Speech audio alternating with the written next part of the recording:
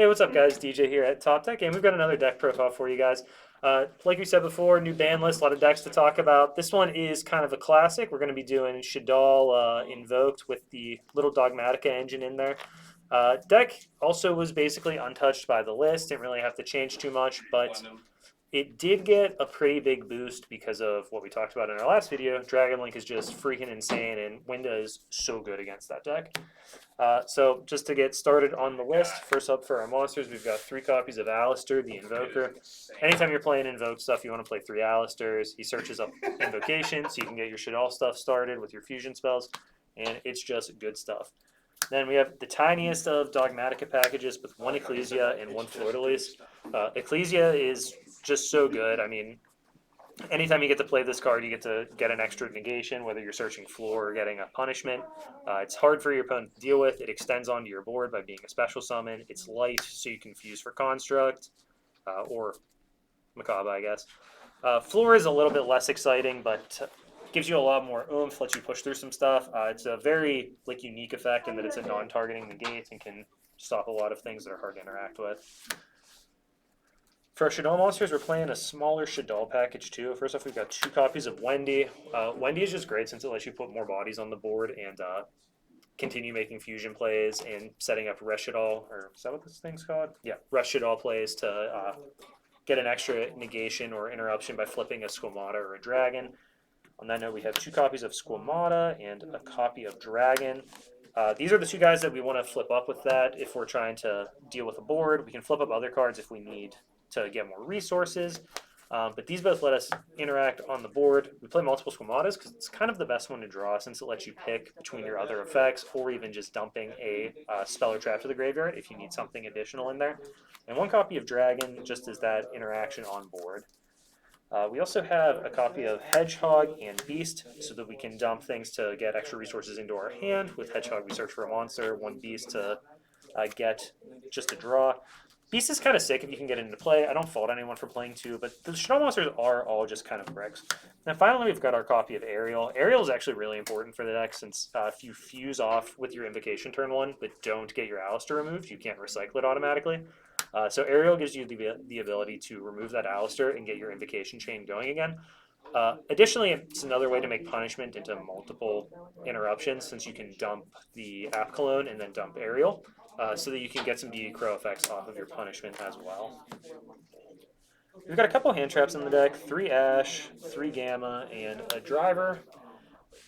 Gamma is just kind of the strongest hand trap. In fair decks like this, I don't normally like Gamma, but since it's all light monsters, so you can use it for the fusions, I think it's worth it. And Ash is just consistently good right now. Worth considering if you would want to play like Veiler, Nib, anything else in this slot, just because it's better for your fusions. But at the end of the day, I think Ash is too good to pass up on. Spells, I mean, first off, 3 Nadir Servants. This is just such a good card. It's always a 2-for-1, whether it's dealing with something on the board, getting you a card you need to your hand, finding your Shaddoll engine for future turns. Just does everything you need it to do. We've got 3 Shaddoll fusions, 3 super polys as fusion spells that we have 3 of. These cards both help with going second a ton since we're able to break through boards with them since Super Poly can't be negated and Shaddoll Fusion is just free real estate when you're on the draw. If you go first, Shaddoll Fusion is still just a fine fusion spell. You're fine with it being polymerization, and Super Poly is a good trap in that situation as well. So you're happy to have these cards on either side of the die roll, and they both really help you break through boards or just to set your board up. Back to the Invocation engine, we've got 3 Meltdowns and 2 Invocations. Also worth considering playing the 3rd Invocation. I only have 2 ultimates, so you couldn't pay me enough to put the 3rd one in, but definitely get it if you think more copies are better. It just makes it less likely to brick if your Alistair gets Veilered or Ashed. But instead of that, I actually am playing a copy of El Shaddoll Fusion, which I think is worth the inclusion. You're able to dump it off of Squamata or Construct and then add it back so you can make fusions on your opponent's turn. And it's just another fusion card with a different name from Shaddoll Fusion so that you're able to kind of get multiple plays going at once.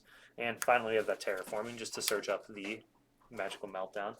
For our traps, we got 2 copies of Punishment, a Schism, and a Shaddoll. You can get away with one copy of Punishment as well. It's just kind of a flex spot, but traps are okay in this deck. You're not playing that fast, and you don't really mind being locked out of your extra deck when your opponent's under window. You're just looking to protect that most of the time. Schism's going to let us set up window on our opponent's turn early on so that they're not able to do anything. And the one Resh is a way to get either an extra interaction or interruption, or just to get extra bodies on the board so you can make your plays. There's not a ton that I would really mess with in the main board. I think I'm playing the smallest number of Shaddolls you can get away with the 8. It's totally reasonable to want to play 9. I think the slot of Fleur is kind of up for debate. Same with the El Shaddoll fusion, and debatably, if you're not playing Fleur, I think you want 2 punishments, so one way or the other. So I think that most of the list is actually pretty set in stone. But you have those couple of flex spots there, so definitely feel free to mess them however you want. Let's talk about the extra deck a little bit too. First, we've got 2 copies of Makaba and an Agodes to go with our Invoked engine. It's really high on there, sorry guys. And that just lets us have that really strong grind game through the Invocation and our ability to recycle Alistair over and over again. We've got our Shaddoll engine with 2 App Cologne, 2 Winda, and 2 Construct.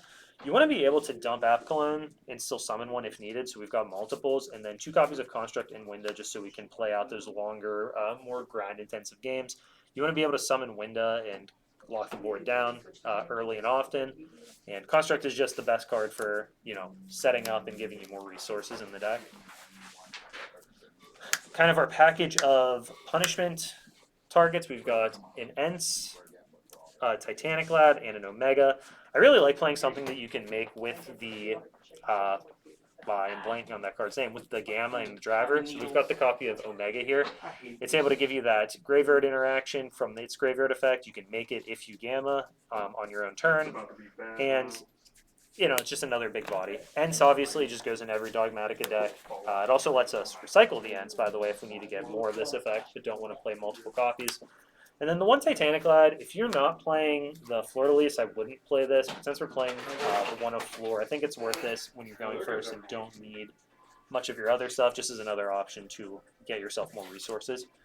Then we have a couple Link monsters. Most importantly is the Artemis. This just lets us turn our Alistair into a light that we can use for Invocation or Shaddoll Fusion. Gravity Controller, just to put our Shaddoll fusions or fusion monsters into our grave and get our spells back. And then a copy of Verte so that we can get a fusion spell if we're bricked on one. Even in some situations, you can just get Super Poly off this and clear yourself off your opponent's board, which is pretty sick. One thing that's not in here are any just like insane Super Poly targets like the Mud Dragon. You can do that. I think it's too cute. I just don't think you need that, but could be wrong.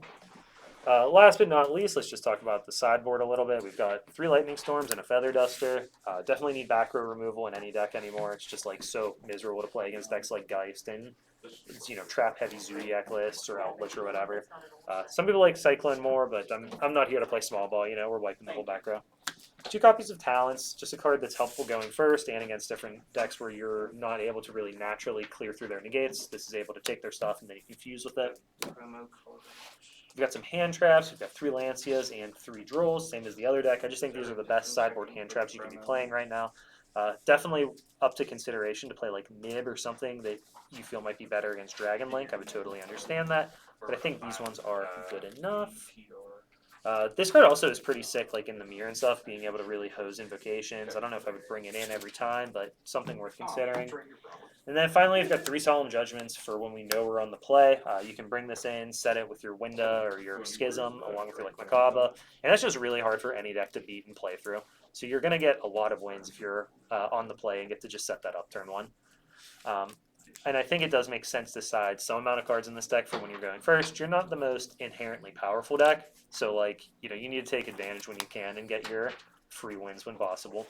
So that's the list. I think this is definitely one of the best decks for the format at this point. There's a lot of decks you can play. I know we're going to talk about a lot more other ones, but for me, I actually think, despite this being like a 5-year-old strategy now, summoning Alistair is pretty good again. So definitely worth trying out at your next local, guys. Give it a shot. The deck's a ton of fun to play. It is like a very classic Yu-Gi-Oh deck compared to something like Dragon Link or Virtual World. Like, you really do get to grind games out, and that's a lot of fun for some people. So give it a shot. Make sure you guys subscribe. Thanks for watching.